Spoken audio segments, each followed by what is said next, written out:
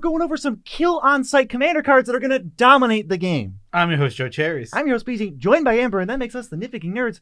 The three of us eat food every day. All three of us. And if you want to help support us eat food every single day, we got a Patreon for that. That's where you send us direct money. We eat food with the direct money while running this channel, and you get some sweet perks in response. Of course, you'll be supporting this channel, and we'll love you as much as you can without making you uncomfortable. Cool Stuff Inc. supports this channel too by, well, sponsoring the channel. And Cool Stuff Inc. is where you can get all your single sealed product, ways to protect your stuff, sleeves, playmats, all of that good stuff. You can get it on CoolStuffInc.com using code NERDS.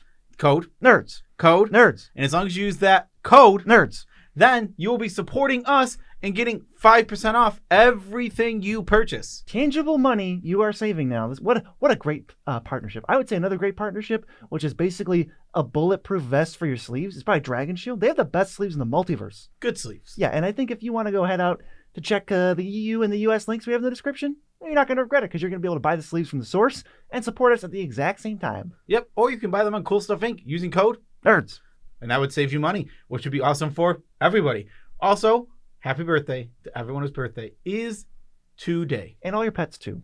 All right, what are we doing today, BZ? Kill on sight. If you don't kill these magic cards, you're going to lose the game very, very soon. It's not like, oh, you got to answer that Ristic study or they're going to be really far ahead. It's like if you don't answer these cards, you're dead in like a turn and a half. Yeah, they usually lead to the game being over at least within 2 turns, like at max with these in the field. And it feels like it's often unrecoverable. Most of the time, you can't win if these cards are in play. Yes, that's completely fair, unless you just ignore them and do your own little some kind of weird combo. If you, Thassa's Oracle Demonic Consultation. Oh, but they had, number 1, Cathar's Crusade in play. Well, you really should have answered it because you're not playing that Thoracle combo because you're playing something like along what the Nitpicking Nerds play. Tutors, combos, not really. Fast mana, not really. Oh, Cathar's Crusade is a freaking bomb because it turns all your creatures into gigantic versions of themselves. Cherries won a game earlier where they didn't do anything the whole game. They just played Cathar's Crusade, made 10 tokens in a turn, attacked for 100. False. I did plenty of things that game. I don't remember. They all got answered. They were not memorable. Yes, but Cathar's Crusade is any burst of tokens that you can make comes out as big as the burst is. So if your burst of tokens is 20 tokens, they're all 20/20s. Well, actually 21/21. So Cathar's Crusade just takes any burst of tokens and turns them into just a huge board state that is essentially an overrun. So this combines really well. Like BZ said, I played Cathar's Crusade, passed the turn, in an instant speed, made 9 tokens. Oh, all of a sudden I'm untapping with a bunch of 10/10s because all I did was play Cathar's Crusade and held up a little bit of mana. Yeah, even if all they do is like play Cathar's Crusade on turn 5 and pass, you still know the thing needs to die or they're going to be creating hundreds of power without really any issue. And so if you don't kill Cathar's Crusade, how are you supposed to phase that down? Yeah, exactly. So because Cathar's Crusade, even when they don't do the burst, every single creature they play, whatever their creature count is, it adds that much power. So if they have 5 creatures, add 5 power. Play a 6 creature, add 6 power. And that happens over and over and over again. So answer Cathar's Crusade or die next turn, basically. Next one is Consecrated Sphinx. This is like Ristic Study, but like cranked up to 11 because there's no question of whether you're going to get cards or not. Every single time someone draws, you get 2 cards. So one go around the table is a bare minimum 6 cards.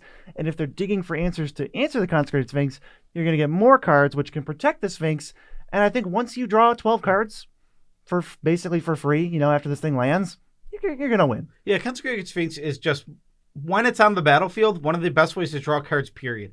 It's absurd. And like you said, as soon as anybody tries to dig for answers, looks for ways to answer this card, they're drawing you more cards.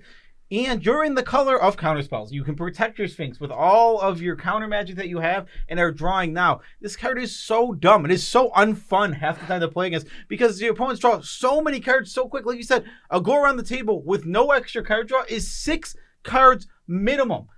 It's almost always more than that because everybody's drawing some extra cards and everyone's looking for answers to this stupid Sphinx. Yeah, this is, Ristic Study is better card draw, but this is more card draw. So this is the amount of card draw in the late game where you at some point you got to just go, we didn't answer this Consecrated Sphinx in 2 turns. We're dead. Why are we even playing? There's nothing you can even do about it. You have to draw cards. You can't not draw cards. There's a whole phase. I mean, God forbid somebody's the Monarch, right? There's a whole phase dedicated to drawing cards, and you have to do that. You can't stop that unless you play Necropotence, and in which case I don't know. Then I guess that does interact pretty well, but also you're probably winning because now you have the must answer threat in Necropotence. Yeah, they're very similar. We're picking the one that's a little bit more splashy late game. This is also like, I think the psychological torment is you have Consecrated Sphinx and you're the Monarch. What do they do? Also, another Consecrated Sphinx thing is when there's 2 Consecrated Sphinx in the board, you can't allow that. I usually just scoop to that if they start going off. It's completely silly because I'll draw 2. I'll draw 4. I'll draw 4. I'll draw 4. Trade Secrets is banned, and 2 Consecrated Sphinxes is a Trade Secrets. And it's completely stupid. Like, it becomes a lot of people play clones in this format because there's very good things on the board. Like this. This is the most clonable thing ever, and the interaction sucks. Oh my god. If you thought one was a must answer, this is the most must answer thing in the universe. Yeah, get it off the board. Even if no one's cloning it, and if someone clones it, it's too late. We did an enchantment, we did a creature, let's go to an artifact. It's Bolas's Citadel. You can cast spells for free just by paying life off the top of your library. And there's really no end to this, especially if you have life gain or, even just a blind obedience lets you start extorting and paying 1 mana to basically net half the life you're paying for these spells. Bolas's Citadel is a consistent card advantage / mana advantage / board state generator that will beat you by itself. If you don't answer Bolas's Citadel, you're kind of playing against 2 whole players. Yeah, Bolas's Citadel casts, like you said, so many spells for free. Your life's a resource. You start at 40. It's an absurd amount. There's a lot to be paid. If you can ramp this thing out on turn even 4 or 5, you don't even have to get this card is really absurd. It absolutely demands an answer because if you're not answering it, like you said, they're basically doubling their output on spells because not only are they playing spells from their hand with their mana, they're also using their life total to cast more spells. And if they get lucky, which happens some of the time, and there's 4 or 5 non-lands in a row, suddenly they've made a board state out of this one singular card. And all they need is a something tame. Like let's say they have Viscera Seer and Grim Horror Specs. They're never gonna have a land on top now because now all their creatures enter, and it's great. If it's a spell, I play it. If it's not a spell, well, I just played a bunch of creatures. I'll sack one of them, draw the land, and now I have a new shot at a spell on top of my library. And if there's Blood Artists and stuff, you're just going to go forever. Every deck can use this card that has black in it. It's one of the best black cards in the entire format, and there's even combos with it. So on top of all that, if they have top in their deck and Aetherflux Reservoir, and they find all 3, you're dead. Yeah, exactly. That's a great point. If you let this sit on the battlefield and they have those in their deck, the more time you waste and the less and you not killing this spell, you will notice, all of a sudden every single card they play or draw is 1 closer to the top. The Citadel or the Aetherflux Reservoir, another they keep going until they eventually find the combo and they just kill you. And even just top plus Citadel, even if there's no Aetherflux Reservoir in the deck, that is unstoppable. Yeah, top plus Aetherflux Reservoir means you can always put top on top of your deck, draw the card, and then pay 1 life to replay the top from the top of your deck. It's incredibly strong. Right, so you never can draw lands and you can cast all the spells you want, and you also have pay 1 life draw card. So yeah, you got to kill Bolas's Citadel. What else do you got to kill? This next one is probably the most combat meta card on this whole entire list, and it is Morog, Fury of Rakorum. When a land enters the battlefield, well, you're just going to go get another combat after this one. So if you play a fetch land, now you get 2 extra combats. On top of that, there's a giant pump. Every time a creature is attacked this turn, they get +1/+0. So even in your regular attack, everything gets +1/+0. Then you go to your second one, +2/+0. All of a sudden, you're just running over players. You can probably kill multiple players in a row. And like you said, this can last for 1 turn. You might be able to overcome those 3 combats the first turn. But if they do it again, how are you overcoming 3 combats over and over and over again? You just can't. The only caveat is you got to play all your lands post-combat, if post initial combat phase, because then you get the untaps. Otherwise, if you play in pre-combat, it's a little awkward. Irrelevant. That's just how you play the card. The card still does the thing when you play extra lands, and it's just absolutely backbreaking. If you're taking damage from the +1/+0 creatures, you're going to take damage from the +2/+0 because you block them if you wouldn't. So as long as you're getting hit, you're basically dead. So you got to really kill Morog before they even go to combat, and you'll save yourself some headaches. Yeah, the math just gets really, really silly. If they have 5 or 6 creatures, it's just every single combat, it's just, 5 creatures, that's an extra 5 damage. That's an extra 10 damage. That's an extra 15 damage in all 3 of the attacks. And then, whatever those creatures' power and toughness were, I wasn't even counting. Whatever they already are, Morog is already got 6 power by himself. Yeah, the Morag, like Commander deck, is just a bunch of ginger roots because it doesn't matter. That's how good Morag is. It just wants you to play lands in the post-combat main phase, so you can get 7 attacks with your 1/1s and your opponents are dead. Yes, and if you are wondering why you have to do the post-combat main phase, it's because your next, right after this main phase or whatever, or yes, it's in your main phase. Right after this main phase, there's going to be additional combat. That's going to be the one that untaps. So what's going to happen if you play them all during your original main phase, you're going to get the untapped ones, and then your third combat, your regular combat, doesn't come with an untapped phase, so you just have your creatures tapped, and that's not going to be good. And if they have vigilance, doesn't matter. You're right. It does not matter. If they have vigilance, just play all your lands in your main phase. Right. This next one is a red card as well, but it's kind of anti-combat. It's Perforos, God of the Forge. It says, play 20 creatures, your opponents die. And it's indestructible, and it's not a creature half the time. Yeah, exactly. So you don't even want to turn this thing on. You don't want to make it a creature. Who cares if it can attack? It also has the ability to pump your creatures. Who cares? Who cares? You never use that. I've seen it used like one time in the hundreds of times I've ever seen Perforos on the field. Creature enters, deal 2 to each of your opponents. You're dishing out 6 damage. And like you said, your opponents start at 40. So when you play 20 creatures, your opponents are just dead, even if there was no other damage dealt. The problem with this card is it's not very answerable. It's incredibly hard to answer because it is indestructible enchantment. There is some things that exile enchantments, and there are some playable ones. Mm-hmm. There's not many. You have to find the specific answers and get it off the battlefield as quick as possible or lose. I mean, there's just ways to make 20 creatures these days. Call the Coppercoats. If there's 20 creatures in play, guess what? You get 20 triggers and they're dead. There's a ton of stuff like that. And even just going, all right, make 3 tokens this turn. Take 6 each. All right, next turn untap, make 7 tokens. Take 14 each. You just can't let Perforos stay in play, or you don't get to play the rest of the game because you're dead. Yeah, exactly. The game ends very fast. Perforos is a clock on the game every single time, and it demands an exile effect, which not every removal spell does. So not only is this a must-answer threat, it is one of the hardest to answer must-answer threats like in the game. And bust out your for whales for this one because they're gonna have a bunch of tokens left over too. Ugh, such a good card. Moving on, we have. Wow, this card's really good. It's Gaia's Cradle, maybe the best card in the entire top 4? Top 4, maybe higher. So Gaia's Cradle makes mana equal to your creatures. Well, you're going to have a ton of creatures, and this is such a huge mana advantage on the land. All you do is play your land, and now you have mana advantage equal to your creatures. This card is so dumb, and one of the worst parts about it is, just like Perforos, even though it's not indestructible, it is a permanent type that is really hard to interact with. We have Beast Withins, we have Generous Gifts. There are things that hit this. Like Demolition Field, but there's only, let's say 5 cards in every deck that can take this out. Exactly. And Gaia's Cradle will win games by itself in a land slot, which is actually absurd. And I know you're thinking, I can't relate to this.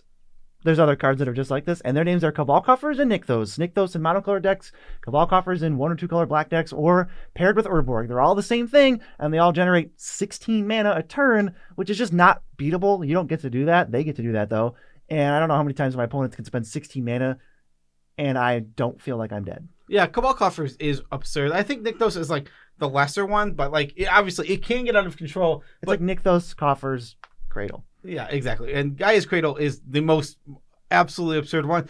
It's kind of like lands are silly. When a land is dominating the game, it's silly because it's literally like the social contract says don't interact with land. We don't mess with each other's lands. Because it's resources. And then you realize, oh, there's lands like this. And it's like, oh, I have to answer these lands. Because if I don't answer these lands, they win the game by themselves. Like, fun fact about Mono Black, it's not a big mana deck. You just have Cabal Coffers in it, and you go 2 or 4 every game. So, like, Cabal Coffers and Gaia's Cradle, why wouldn't you go find them every single game? Because they make 65 mana. But it's like, they're so good that people think Mono Black is a big mana deck just because you can play all the, like Cryptghast or whatever, and you're just playing Cabal Coffers and making 1,000 mana every game, and you can get away with it because people don't have all this land destruction. All right, moving on, we have Toxrill the Corrosive, and this card is dumb. 7 mana for 7/7 at the beginning of each end step.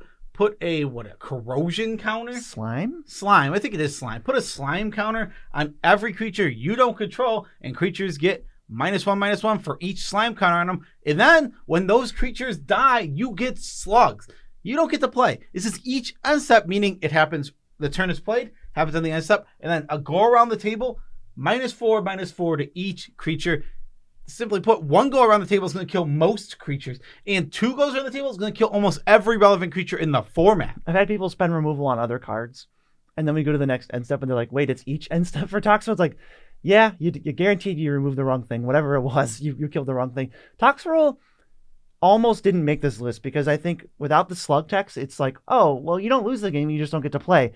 But when you add in every creature that died now gives me a 1/1 slug, okay, you're actually just going to die. Not only that, it gives you creatures to keep attacking with. And draw cards. And they draw cards. You can cash in these slugs for 2 mana to just draw a card on top of it. This card has a million lines of text, and your opponents just won't have a board state. If this lasts, and when it stays in the battlefield, I've never seen it not just run away and just warp the game in the favor of the player playing it, because you can't put things in the battlefield. You can't, on your turn, you can't play anything with 4 toughness or less if you don't plan on answering it, because it'll just die by your next upkeep. It's not even your next upkeep. The end step before your turn, it'll be gone, meaning you won't even get a chance to untap with it. Yeah, like Sun Titan. Okay, you can play Sun Titan because it'll only be it'll be a 2/2 when you untap with it, so you'll get another trigger. But it's like, this is not tenable. You have to kill Toxrill, or you don't get to play, and you'll just die because there's going to be 20 powered slugs thrown at one player at a time until the game's over. And even like you said, you can play Sun Titan, but if you don't have any plans on answering this,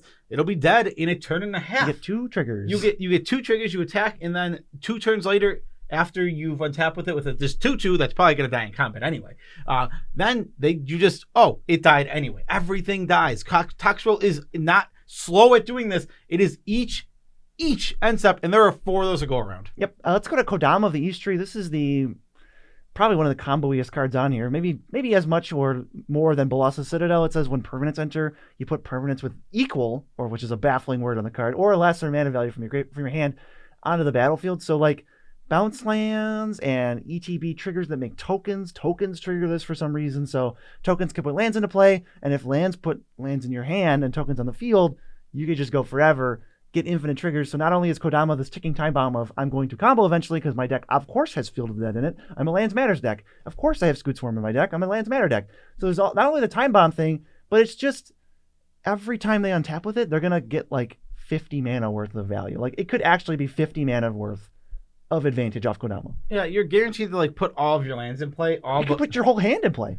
Like you just drop all your lands in play. That's going to happen. You're going to play your biggest spells because your biggest spell plays your next biggest spell. Or like you can play a 6-drop and put a 6-drop in play. How does that work? Why is it worded like that? The equal is kind of, like you said, it is kind of baffling. This thing goes infinite with a ham sandwich, and once it sticks on the field, they just start playing, like, they're basically doubling their mana off because they're going to play a 6-drop and get a different 6-drop in the play. They're going to play their 2-drop, get a 1-drop, or get a 2-drop onto the battlefield, and this thing just builds up so much mana advantage, which it's weird. It plays like a weird mana dork that also is a combo piece. It's such a strange card. It really does it all. It does everything, and it wins the game, wins the game by itself. This card could be in the command zone, so you have to watch out for that. If this thing is sitting in the command zone, you got to kill the player, I think, at that point. You have to keep Kodama off the battlefield so that all their token generators are just medium. But they're like a land. They're going to play a bunch of lands.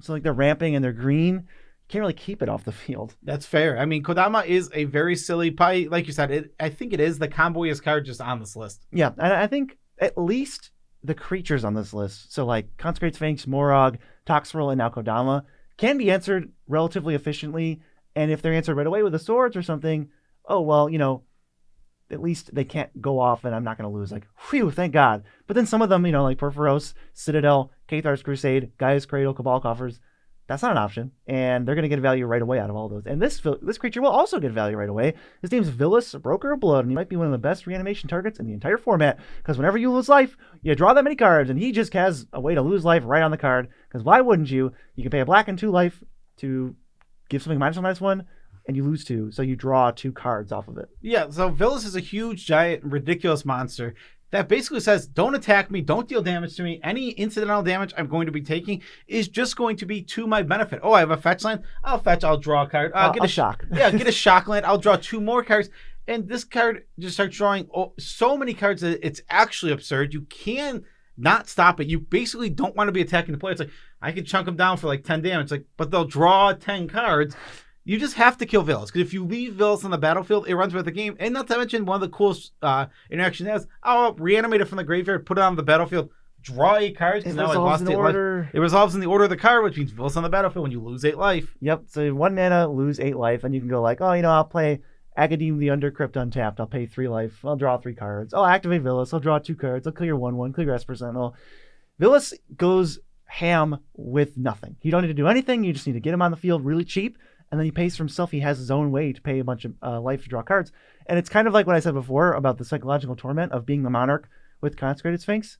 Except it's like every time you hit me with 1 damage, I'm the Monarch twice. And it's just like, unless you're sending lethal at them, that's great. But otherwise, if you just attack them for 10 and then attack with Villas, you're down, you're just dead. Yeah, Villas, it runs away with the game so quickly. It's so many cards. Like you said, if you attack with a 5/5, they're just going to be like, they can eat it with Villas or not block. I'm not going to block. I will take 5 damage, lose 5 life, draw 5 cards. Yeah, and then when Villas dies, it doesn't matter to a certain extent because all the danger is now in their hand. And maybe they're going to play Bolas's Citadel, or they're going to play some kind of other reanimate on some other bigger threat, and they can tutor for their win condition. It's just, the game is over about 30 seconds after Villas resolves. There's the problem with Villas, right? You just said, you draw so many cards that sometimes it's too late to answer this. Oh, I found my answer. Too bad. I already drew 10 cards. Do I really care about this 8/8? No, not anymore. Yeah, even if it's like turn 6, animate dead Villas, I can draw 8 cards. And that's just kind of what a feel bad. You have to kill the players so fast. And it kills creatures. Not only it protects you from it can just kill the best creatures on the battlefield. It can kill the Kodama when you draw your 6 cards. I like this card. It's pretty good. I would say Villas is a good Magic card. All right, let's move on to Avacyn, Angel of Hope. All of your stuff is indestructible. That's what it is. It's an 8/8 flyer with vigilance, and all of your stuff is indestructible. And this thing is hard to answer because it is indestructible. It demands the Swords of Plowshare, the Path to Exiles. You need these specific cards. Yeah, Soul Shatter will get you real good. Soul Shatter will get rid of this card. You need specific answers, but to get this thing off the battlefield, because they just get to freely attack for the rest of the game. I'll send all my attacks this way. I'll send all my attacks this way. And all of a sudden, the game is just slowly grinding to a halt, ending because I can't cast my board wipe. That's not going to do anything. They cast their board wipe. Oh, one-sided. It's one-sided. They still have a ton of probably flying power. This card protects your board the whole entire time and demands an exile effect while being a huge beater. Yep, and there's ways to get it back. You're white, so you can Karma Guide it or whatever. You can flicker it. You can Emeria it back to the battlefield. This is unique among these cards in that the rest of them, I would say, they're really high power. They're really strong cards. I'd recommend them almost all the time. But I actually wouldn't really recommend Avacyn if you're trying to build up your deck. But it's funny because it doesn't really change how much this thing needs to die. I can suggest not to put Avacyn in your deck. But when she's in play, which I would say is the hard part, that's why I wouldn't play her, is she's hard to play. But if she's in play, you got to do something about it because you can't just never attack the player and take all the damage every time they attack. That's not tenable. I have Avacyn in an Angel deck. It's lower power. It's a lower power Angel deck. It's Angel Tribal. How powerful can Angel Tribal be? The whole deck is based around it. And when this card is in play, the game revolves around Avacyn, Angel of Hope. How do we stop Joe? What are we supposed to do? Who can chip in damage on Joe? Yeah, and it's just and this thing being an 8/8 vigilance means that no one's really chipping at you because it not without being unblockable. It blocks everything. You literally have to have unblockable creatures, and it's well, you can chip anybody with those. It's yeah. Avacyn, it doesn't matter that they're the Avacyn player. It's just Avacyn, Angel of Hope, making your board indestructible. It works with board wipes incredibly well, and it just makes you the threat. I've never seen this card not make someone the threat. Yeah, the thing about Avacyn is that she's not as much of an immediate threat, in terms of you'll die right away. You're going to die over the next couple turns. But unlike with Villas or Kodama or Cabal Coffers, you can actually untap and there's a lot of board wipes that do answer Avacyn, like Tragic Arrogance, Deluge, Cyclonic Rift, whatever, all that type of stuff. So you can answer it, but if you don't, you're gonna die. Yeah, and you still do need specific answers. A lot of great cards do answer this, but there are plenty of Beast Withins and Generous Gifts that just rotting in your hand that just don't answer this card at all. And your Wrath of Gods, there are board wipes that just aren't gonna hit this as well. And if you like this video, why don't you go check out part 1 where we talk about other Commander cards that you gotta kill. You have to kill them. Peace out, Tribe Scouts.